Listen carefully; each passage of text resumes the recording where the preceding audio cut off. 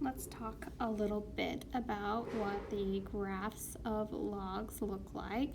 So like always, let's start with our parent function. F of x is log base 10 of x. And our log function is just the inverse of our exponential function. So exponential functions look something like this. So the inverse means we're flipping it over that y equals x, so that's going to be something that looks like that.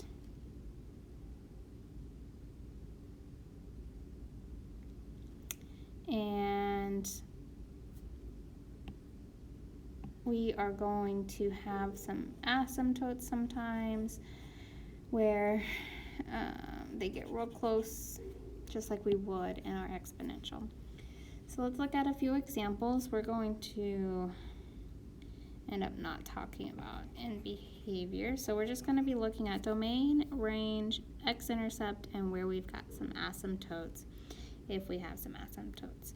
So what we could do is we could create an x and y table and graph the coordinates.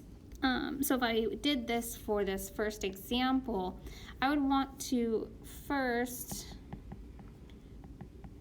create a table for my 2x, because that's what the exponent form of log to the log base 2 of x would look like, and then translate those into log base 2 of x, because that would be the easiest way of doing this.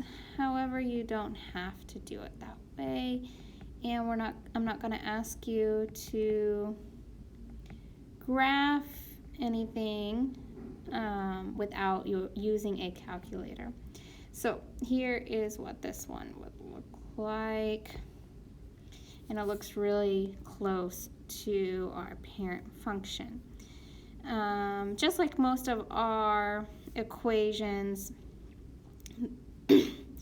this is our parent function. We are going to have some numbers that are with the x and some numbers outside that are going to mean that it is moving left and right or up and down. But all we have to do, all I'm asking you to do is graph these on a calculator, or I might be giving you the actual graph and then figure out the domain and range. Remember, domain is the x values from left to right, x values left to right.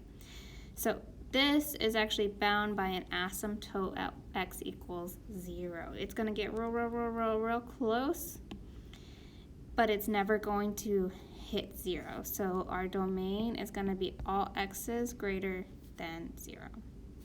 And remember, our range is y's from bottom to top, since they go on forever and there's no upper or lower bounds, no y asymptotes. This is all real numbers. Our x-intercept, I didn't graph this properly, but it is at 1, 0. And our asymptote, I said, was at x equals 0. Let's look at the second example, and it will help. I'm going to use just the equation to figure out my information. So where I get my asymptote and my domain from is from this number that's with the x, if there's a number. If there's no number with x, it's going to be this information. If there's a number with x, then our range is going to be greater than that number, just taking the opposite sign like we always do. Same thing with the asymptote, that's going to involve the same number. And our range is going to be all real numbers. And that's all we're going to be looking at. Hopefully these will all be pretty straightforward as far as domain, range, x-intercept, y-intercept. Oh, I didn't put the x-intercept. That is 2, 0.